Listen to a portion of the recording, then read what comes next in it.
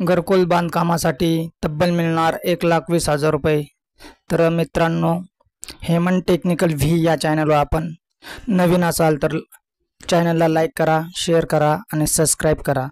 तर आजची ही नवीन योजना आहे घरकुल योजना, तर याबद्दल आपण संपूर्ण माहिती या व्हिडिओमध्ये बघणार आहोत। यांना कागदपत्र काय लागतात, अटी व शर्ती काय आहेत, या योजनेसाठी पात्र कोण आहे, आपण याची संपूर्ण माहिती या व्हिडिओमध्ये घेणार आहोत। चला तर मित्रांनो, चॅनलला लाईक केलं नसेल तर लाईक करा, सबस्क्राईब करा आणि शेअर करा। या योजनेबद्दल आपण संपूर्ण माहिती बघणार आहोत। तर हा व्हिडिओ शेवटपर्यंत बघा आणि दुसऱ्यालाही दाखवा की जेणेकरून गरजूंचं त्यांना काम कसं होईल व त्यांना या योजनेचा लाभ कसा घेता येईल। तर या योजनेसाठी किती मिळणार अनुदान आपण बघणार आहोत की या योजनेसाठी तब्बल 1,20,000 रुपयापर्यंत अनुदान मिळणार आहे।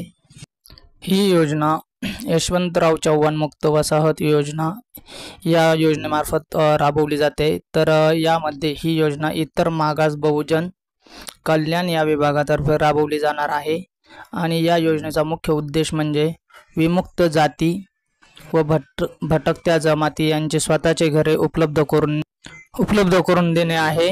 जर लाभार्थ्याला राहण्यासाठी चांगले घर असेल तर तो योग्य प्रकारे जीवन जगू शकतो, परंतु या जाती जमातींमध्ये बरेच असे लाभार्थी असते की त्यांना स्वतःचे घर नसते आणि ती स्वतःची घरं बांधण्यास सक्षम नसतात। म्हणून ही योजना महाराष्ट्र शासनाने चालू केलेली आहे। तर याचे आपण या यशवंतराव चव्हाण मुक्त वसाहत योजनेसाठी कोणत्या अटी आहेत, त्यासाठी लागणारे कागदपत्र कोणते आहेत, ही संपूर्ण माहिती आता आपण बघूयात।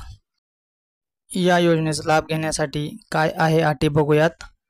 अट क्रमांक 1, लाभार्थ्याचे स्वतःचे पक्के घर नसावे। यापूर्वी लाभार्थ्याने घरकुल योजनेचा लाभ घेतलेला नसावा।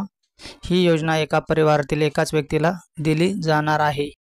योजनेसाठी लागणारी कागदपत्रे काय आहेत बघूया। 1, ज्या लाभार्थ्याला या योजनेचा लाभ घ्यायचा आहे त्याला खालील प्रकारची आपली कागदपत्रे आहेत ती द्यायची। पहिलं म्हणजे पॅन कार्ड, लाभार्थ्याचा आधार कार्ड, लाभार्थ्याचा रहिवासी दाखला, लाभार्थ्याचं कास्ट सर्टिफिकेट, जातीचे प्रमाणपत्र, लाभार्थ्याचा 1 वर्षाचा वार्षिक उत्पन्न प्रमाणपत्र ज्यामध्ये लाभार्थ्याचं वार्षिक उत्पन्न हे 1 लाखापेक्षा कमी असावं, त्याचा मोबाईल नंबर, 100चा स्टॅम्प पेपर, शपथपत्र, बँकेचं पासबुक आणि लाभार्थ्याचा ईमेल आयडी व मोबाईल नंबर आवश्यक आहे।